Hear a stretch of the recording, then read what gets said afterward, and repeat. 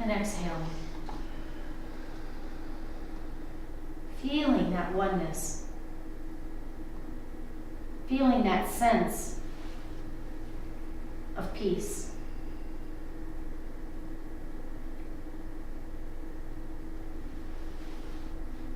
We feel this place within ourselves where we find the divine, where we have communion with God, with the source of the everlasting love.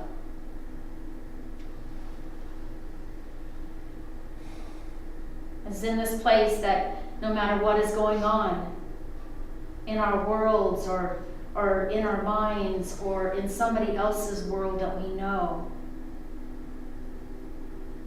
that no matter what is going on, we can go to this place and know that we are safe, that we are comforted by that presence and that power that is within each one of us.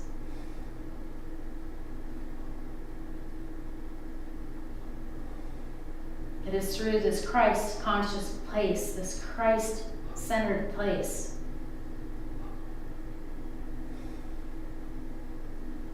that magic happens.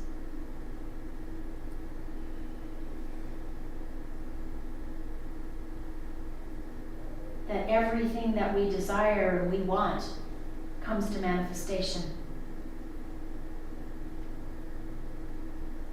Because we believe. We believe that with God all things are. That all things are possible.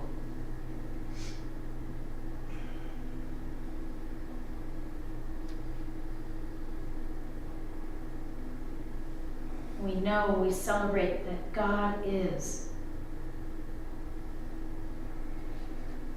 And we are. We are one with Spirit. So as we move into a time of silence, I invite you, if there's anybody that you know that you would like to invite into prayer, to invite their spirit into prayer, to know and to affirm their goodness, to affirm their peace, their happiness, their joy, their comfort.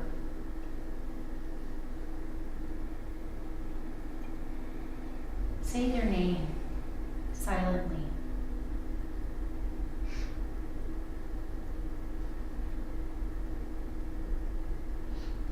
Claiming their oneness with us, with you, with all of us in this room.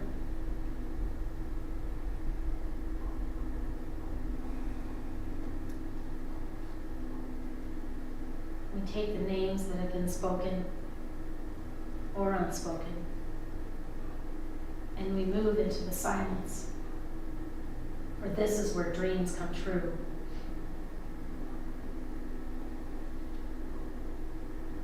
For in the silence is where we find us.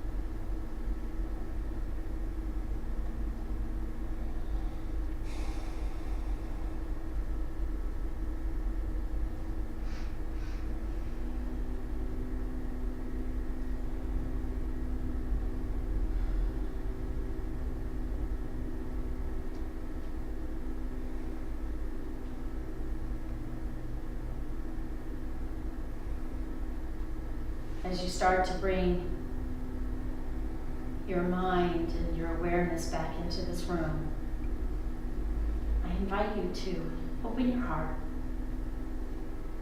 Be ready to receive the magic. Be ready to receive God's goodness and greatness. Because it is it's not separate from you. You are greatness. You are good. You are magical. We are here to share that magic with others. And for this we have great gratitude. And so it is. Amen.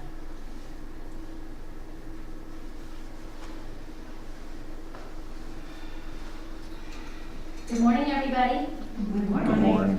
Woo! It's a magical day today, isn't it?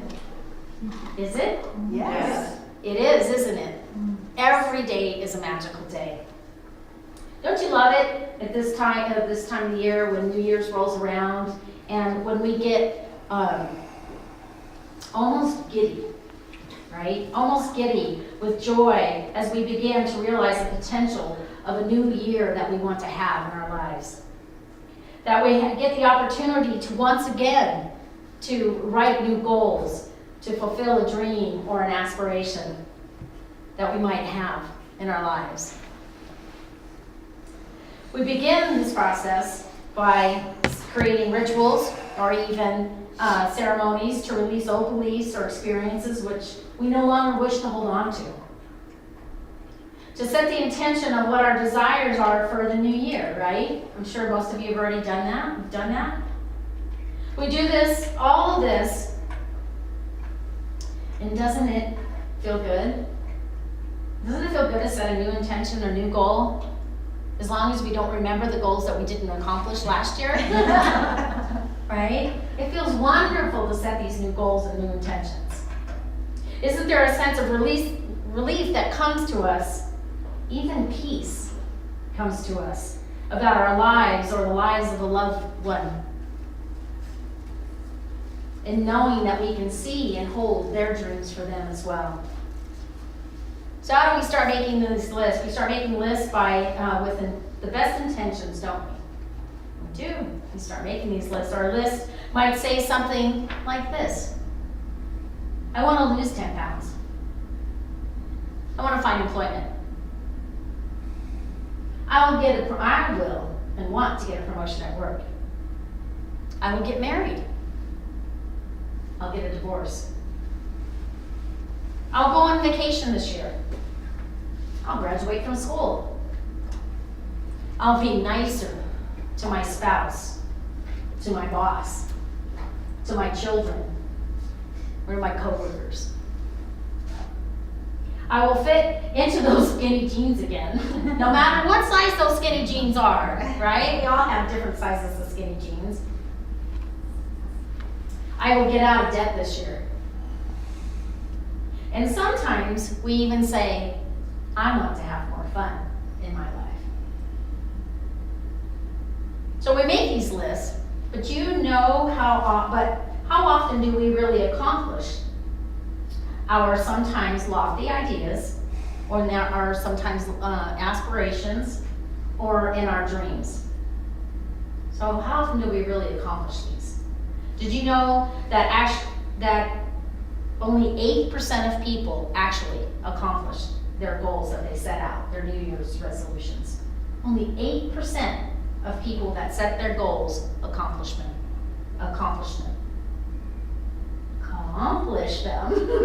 My goal is so I can speak better. I just made it. This is only 8%, and this is a small percentage of people who are willing to be dream makers and doers, right? But you know how they do this? You know how those 8% do that? They keep it simple. The 8% achieve their goals or their New Year's resolutions by keeping it simple. And that's what we're going to talk about this morning. We're going to talk about keeping it simple, keeping our lives simple. I suggest that their goals, they meet their goals because they remember to have fun. That they remember to create each opportunity with a childlike attitude. That the project that they start out to do for them was like creating magic.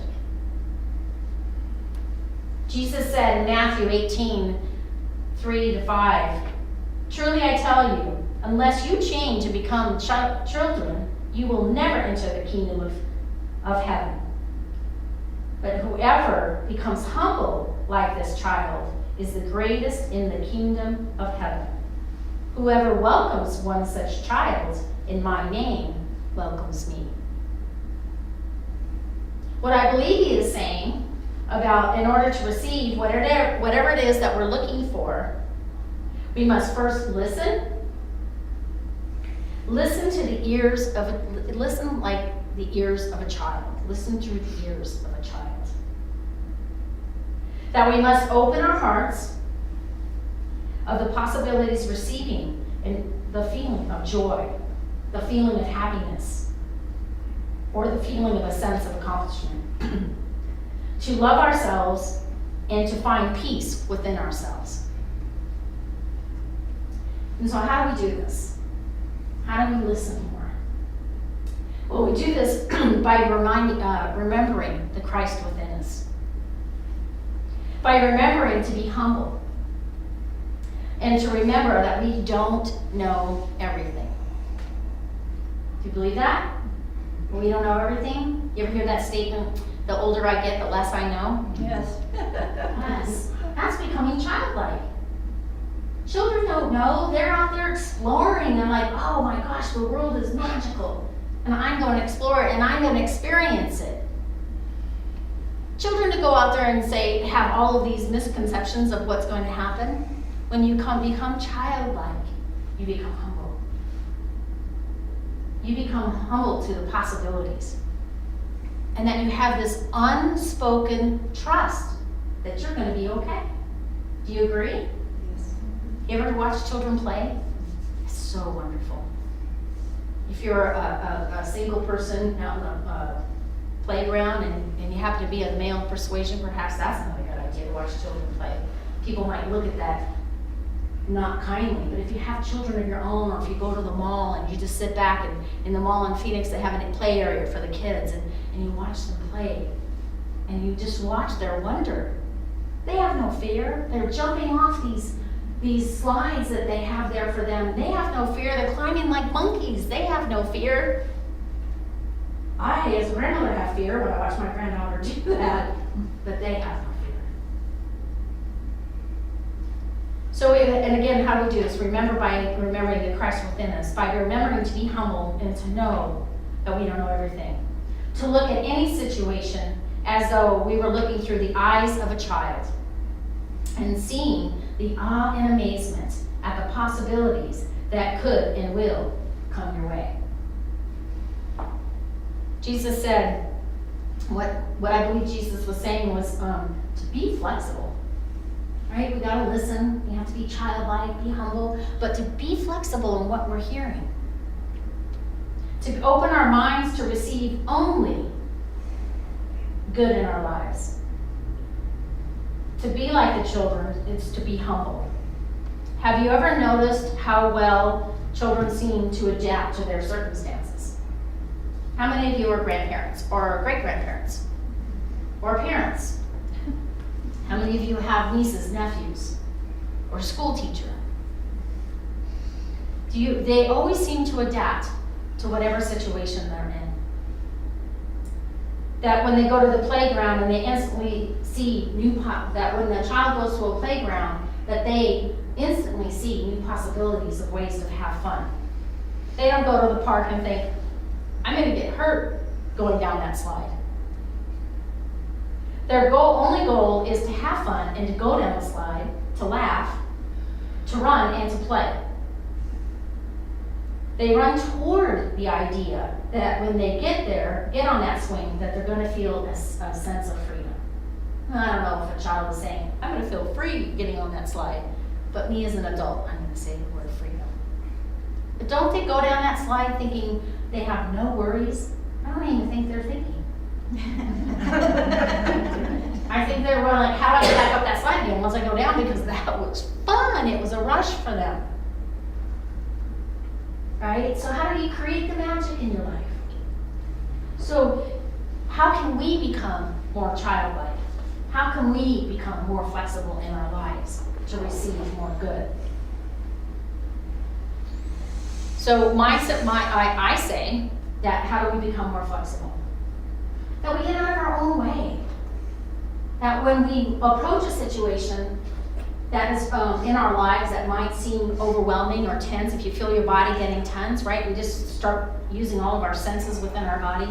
That when we start to feel tense, we're coming into a situation to remember, to go back to step one and to listen.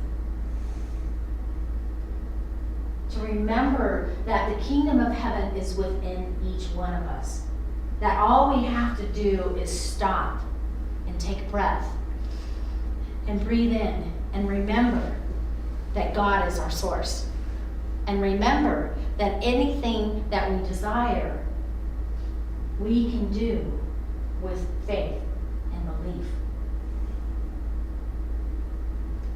And then we move forward.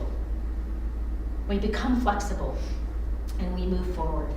We say, all right, I might not be Gumby, who's all bendable and everything, but I'm certainly going to approach something in my life that might be causing me a little bit tense.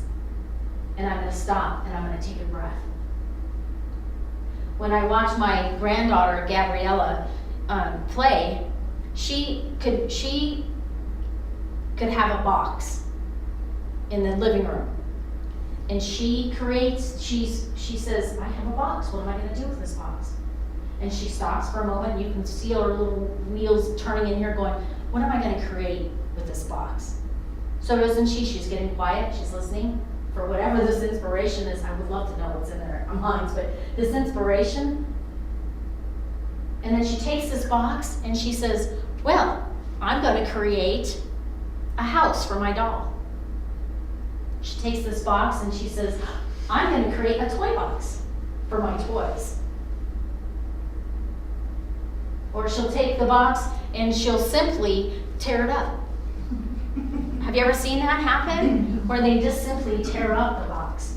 But the idea is that anything is possible. She says, I'm flexible. I'm giving her those words. But she's looking at this like there's infinite possibilities of what I could do.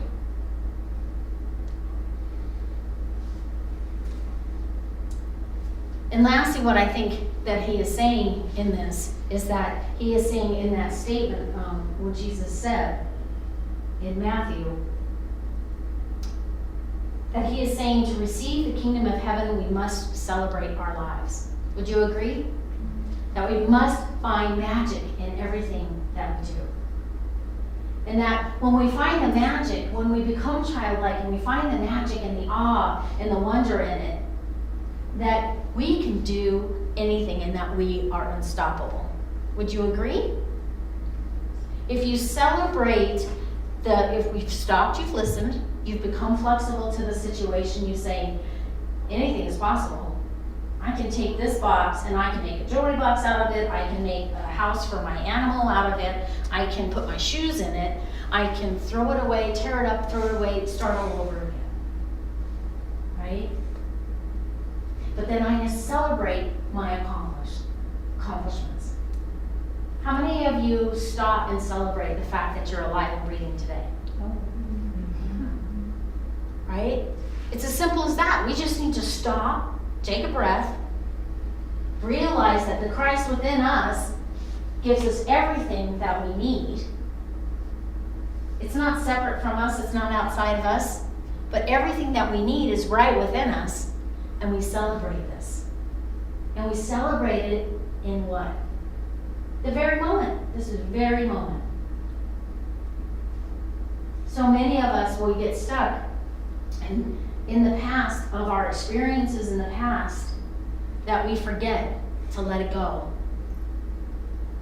And be gone, let it be in the past, so that we can be in the present. Or we're stuck so far in the future that we're missing out on everything in front of us today. How many of you right now in this room right now are thinking of something other than what I'm talking about? Oh, come on. Come on. Right? So if we are we thinking about what we just had for breakfast? Are we thinking about what we're going to do when we leave here? You see what I mean? Sometimes it takes everything out of us to be present in today. To just be present. I'm in seminary school, and we're learning about homiletics. And one of the things that they teach you in there is about being fully present in the moment. Don't worry about yesterday. Don't worry about what happened an hour ago. But to bring yourself fully present into this room today. And how do you do that? Any ideas? First of all, to choose. To choose what? Make the choice of being present. And how's it sometimes that we don't want to make that choice? Sometimes we don't know that it's available to us to make that choice. And I say, or I invite you to do, is when you get to that place when it seems that you can't be and you're not celebrating life, that you just stop and say,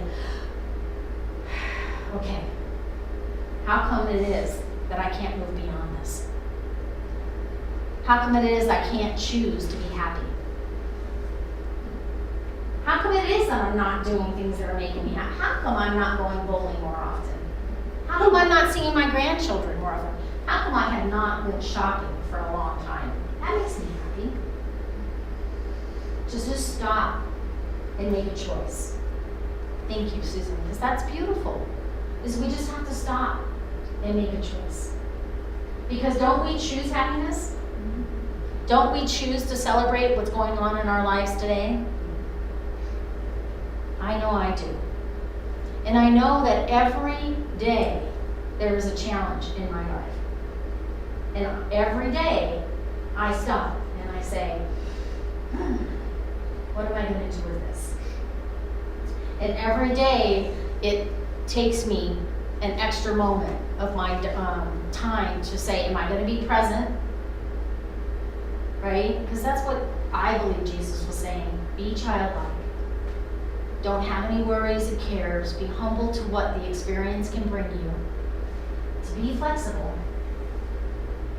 To have, if something isn't working, like my granddaughter, I've watched her do that with the box. She takes the box, she plays with it until it doesn't work for her anymore, and then she'll throw it away, tear it up, or do something.